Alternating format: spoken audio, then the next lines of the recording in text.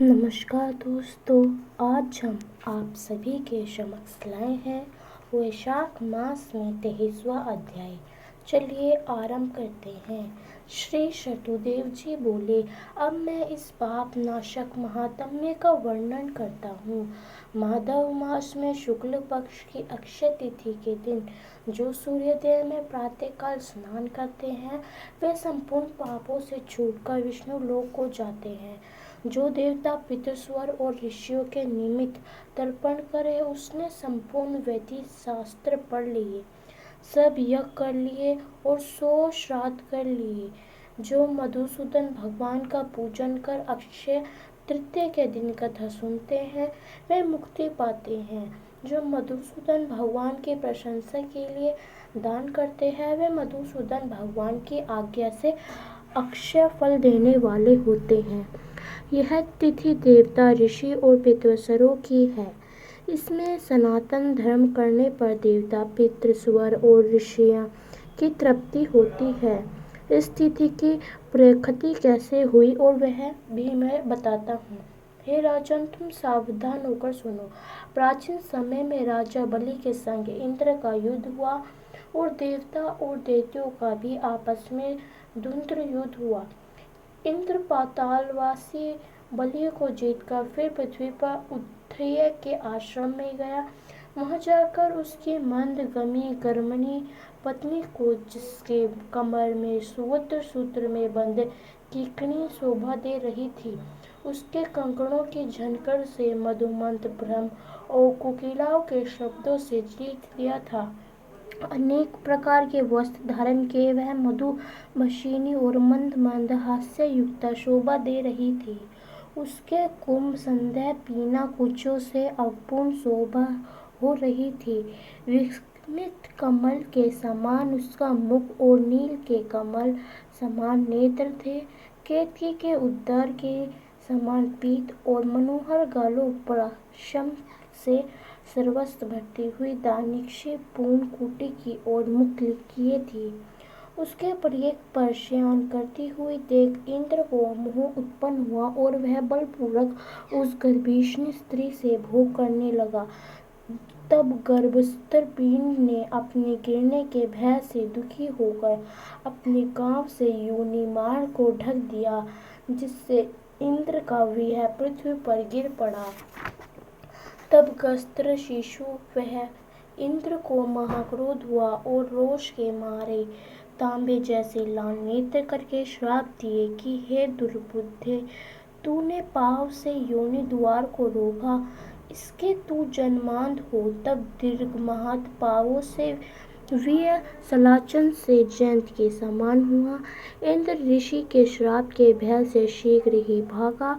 उसके भागते हुए देख संपूर्ण शिष्य हंसने लगे। तब वह लज्जा के मारे पहाड़ की कंदरा में जा घुसा और वहां बैठकर उग्र तप करने लगा। जब इंद्र लज्जा के मारे कंदरा में जा घुसा तो राजा बलि और उसके साथ ही दैत्यगण गुप्त दूतों द्वारा भेद लेकर देवताओं पर आक्रमण करके अमरावती पूरी, दिक्पालों की विभूति और शरबंधा तथा स्वामी रहित देवताओं के राज्य पर बलपूर्वक भोग करने लगे। तो अग्नि आदि सब देवता अपने रक्षक को न देख बृहस्पति के पास जा इंद्र का वृत्तांत पूछने लगे कि हमारे स्वामी कहाँ हैं? स्वामी के बिना हमारे राज्य पर देवताओं ने आक्रमण किया है। हे विभो, बहुत दिन बीत गए, इंद्र क्यों नहीं आते हैं? हे महाराज, हमें बताए, जहाँ इंद्र हो हम वहीं जाकर प्रार्थना करें। इस प्रकार जब देवताओं ने पूछा तब बृहस्पति बोले, रसातल में देवबल की जीत कर इंद्र उत्थय के आश्रम में गया और वहां जा उत्थय की स्त्री से बलपूर्वक संबोध किया। इस पर उसके शिष्य ने बड़ी निंदा की। इससे लज्जा के मारे वह स्वर्ग में नहीं आया और पृथ्वी की गुफा में घुस गया। वहीं पर शची सहित निवास करता है और अपने किए हुए कर्म पर चिंता कर रहा है। बृहस्पति के ऐसे वाक्यों को सुनकर अग्नि आदि सब देवता इंद्र को ढूंढने और प्रार्थना करने के लिए मेरु पर्वत की कंदरा में पहुंचे। कंदरा में बैठे हुए इंद्र को देख उसके बलवीर्य का प्रकाश करने वाले लोग व्याख्यात स्त्रों में उसे प्रसन्न करने लगे। हे इंद्र, हे सब देवताओं के स्वामी, तुमको नमस्कार है। तुम्हारे बिना हमको देवताओं ने कलेश दिया है, जिससे हम स्थान भ्रष्ट होकर दुख के मारे जगह जगह घूम रहे हैं। अतः तुम चलकर शत्रुओं का दमन करो। ऐसी स्तुति सुन इंद्र गुफा से बाहर आया। लज्जा के मारे नेत्र पृथ्वी की ओर कमर झुकाकर देखने लगा। दुख के मारे कंठ भर आया, जिससे मुख से भी न कह सका। यह दशा देख बृहस्पति जी बोले, हे इंद्र, तू शंका क्यों करता है? संपूर्ण जगत कर्मधीन है। मान अपमान, सुख दुख, लाभ हानि, हार जीत सब पूर्ण जन्मस्थिक कर्मों के अनुरोध से होता है।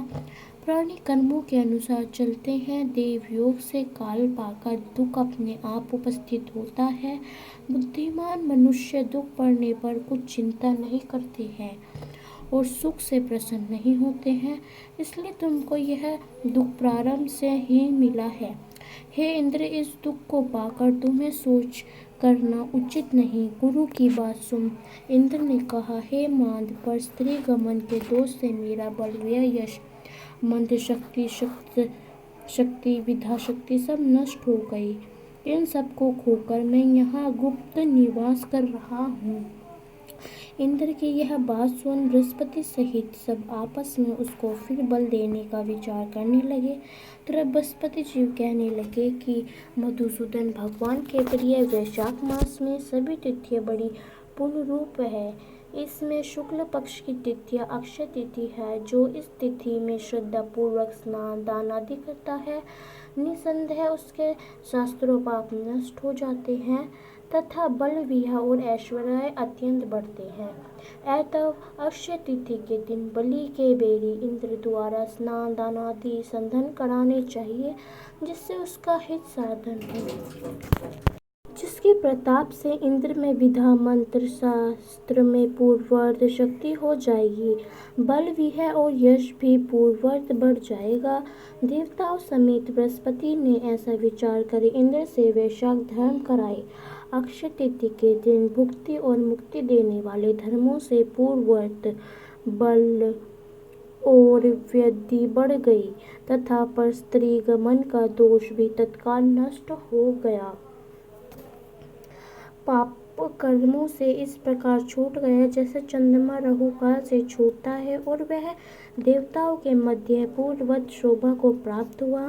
इंद्र ने देवताओं को संग ले असुरों को जीत अक्षय तिथि के माध्यम से सभी भवों से मुक्त हो अमरवती पुरी में प्रवेश किया।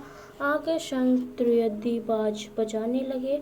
फिर इंद्र की आज्ञा से सभी देवता अपने अपने घर गए और पूर्ववर्त याति में अपना अपना भाग लेने लगे। पितृस्वर पूर्ववर्त पिंड भाग प्राप्त करने लगे।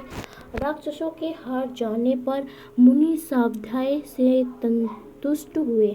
तभी से संसार में यह अक्षय तिथि प्रकट है। यह देवता, ऋषि, पितृगण सबको संतोष देने वाली है। अतः यह सब कर्मों को काटने वाली है, सब में पूर्णतम है। यह अक्षय तिथि मनुष्य को भक्ति और मुक्ति देने वाली है। अगर आपको हमारा यह 23वां अध्याय पसंद आया हो, हमें कमेंट कर ज़रूर बनाएं और हमारे साथ अंत तक बनने के लिए आप सभी का बहुत बहुत धन्यवाद। राधे राधे।